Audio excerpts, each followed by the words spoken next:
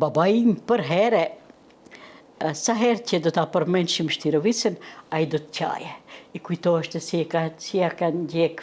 shtëpinë, fshatin gjithë si ja kanë vu flakën, përveç asaj një natë përpara stërgjyshin tim, i kanë mbledh të gjithë burrat e fshatit Shtirovic dhe i kanë gropos afër boletinit në një fshat afër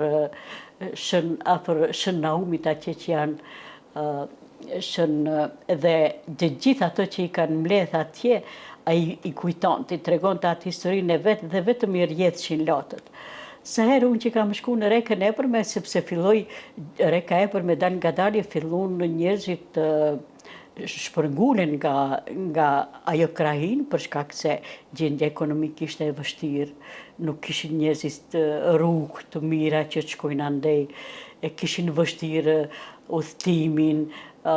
dhe meshkujt u larguan, sidomos më përpara në vise të ndryshme ne.